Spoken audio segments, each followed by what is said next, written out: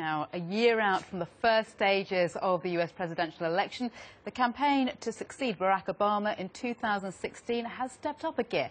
Although no one has formally declared their candidacy, the Republican Mitt Romney has given his clearest indication yet that he'll pursue a third bid for the White House. So, who could the runners and riders be? Well, American voters are expecting to see some familiar names join him in that race. Let's start off with the Democrats, because Hilary Clinton there, she's the Democrat forerunner. She's already called to the media with her book tour for hard choices. Now, that details her time as the US Secretary of State. During her 2008 presidential run, she spent $106 million, and her connections mean she'll be able to raise tens of millions more once again in support. She is, of course, also married to the former President Bill Clinton and a former senator herself. So who could she be up against? Who could be in her way? Well, the only one to match her on the Republican side in terms of mission could be Jeb Bush. He, of course, is the brother and son to former presidents. Last month, he announced he's actively exploring a bid. He's actually formed a political action committee to gather support for him. But when it comes to the big bucks, the only Republican spender there once again is likely to be Mitt Romney. He's a billionaire. He was a candidate, as we were saying, in 2008 and again in 2012. At that point, he spent $360 million taking on Barack Obama. But it's not just about name recognition or indeed about the money. It's also about possible emerging talent as well. So here are some of the other candidates we could see throwing their hat into the ring. Now, Christie, he's been the governor of New Jersey since 2010. He's began quietly assembling some campaign staffers in his team, with a top Republican fundraiser falling into his camp. And there's more as well, because the current Florida Senator, Marco Rubio, now he's already hired consultants too to look into his opinion polls, and he's formed a political action committee, normally a clear sign of intent. And the Kentucky Senator, Rand Paul, he's a popular figure in the Tea Party as well. He's been out and about. He's visited several key primary states already to galvanize support. So, those are the possible runners on the Republican side. As for the Democrats, well, Hillary Clinton's popularity could put off others like the Vice President Joe Biden from entering the race. But there could be others, possibly Elizabeth Warren, the senator who's been increasing in popularity and support for a run at the White House. Now, she has yet to confirm whether she will enter the race, but plenty of possible candidates there, plenty to watch in the year ahead. With me is Kate Andrews. She's a former member of and now research associate at the Adam Smith Institute here in Westminster. Welcome to you. Is he serious? I don't know if he's serious. I don't think anybody does. That's the big question tonight and for the next couple of weeks.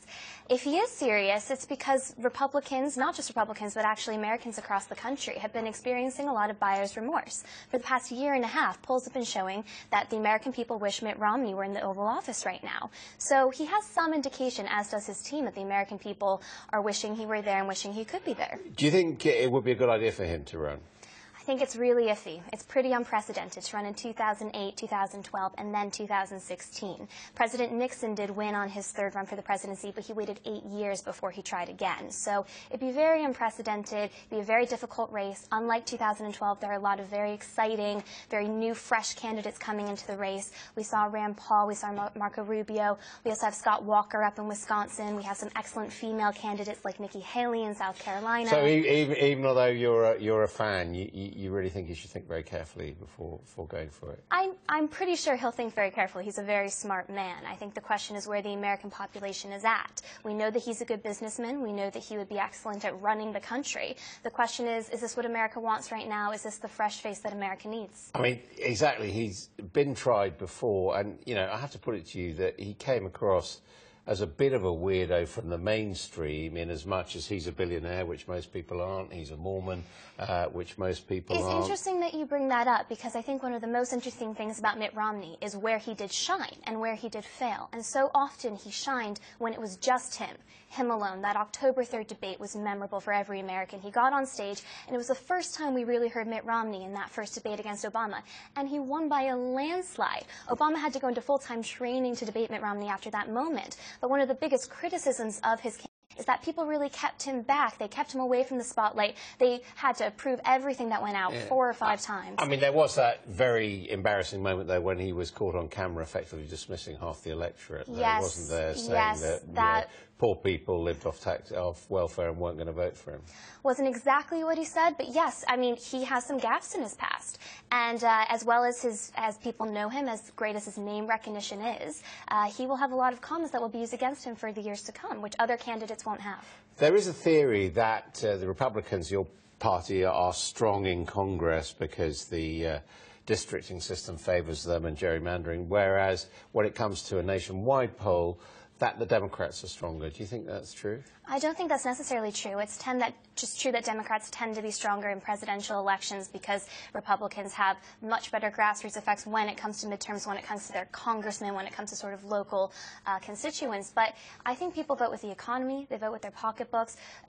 Americans are fickle. That's what it really comes down to. I don't think Republicans or Democrats have some sort of lead when it comes to the national polls or the national elections. Americans go back and forth. No Democrat or Republican can be certain to hold office for 20 years. It just doesn't happen. Americans like change. Do you think that Hilary Clinton will be the Democrat nominee?